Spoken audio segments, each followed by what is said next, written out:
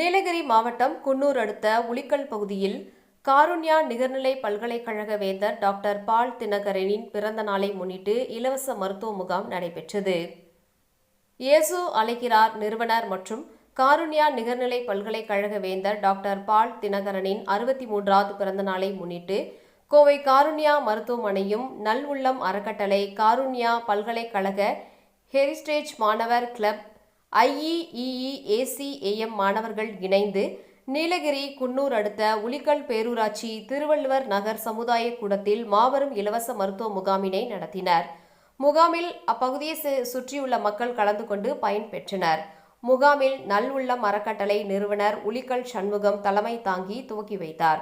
காருண்யா மருத்துவமனையின் இயக்குனர் doctor Samuel Thomas வாழ்த்துரை வழங்கினார். பேராசிரியர் நவீன் சுந்தர் வரவேற்புரை நிகழ்த்தினார். முகாமில் உளிக்கல் பேரூராட்சி செயல் அலுவலர் செந்தில்குமார், தலைவர் ராதா, உறுப்பினர்கள் டாக்டர் சுந்தர்ராமன், காருண்யா ஜபசிங் ஊர் தலைவர்கள் முன்னிலை வகித்தனர். முகாமில் கலந்து கொண்ட மக்களுக்கு காருண்யா மருத்துவமனை சார்பில் இரத்த அளவு, சர்க்கரை அளவு, இரத்த கொதிப்பு, ECG ஆகிய பரிசோதனைகள் இலவசமாக நடைபெற்றது மற்றும் பொது மருத்துவம், பெண்கள், குழந்தைகள் பல் மருத்துவமும் நடைபெற்றது. முகாம் மிகவும் பயனுள்ளதாக இருந்தது என்று அப்பகுதி மக்கள் தெரிவித்தனர். முகாமில் திருவள்ளுவர், பெண்காம், காமலின், பண்ணவேணு, நெதிமந்து கிராம மக்களும் திருவள்ளுவர் நகர் விளையாட்டு குழுவினரும் பங்கேற்றனர் என்பது குறிப்பிடத்தக்கது.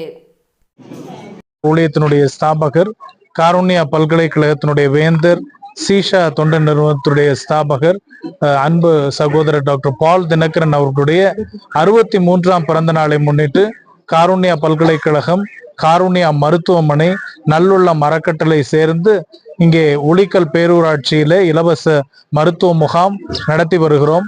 நூற்றுக்கணக்கான மக்கள் இதில் பயனடைகிறார்கள்.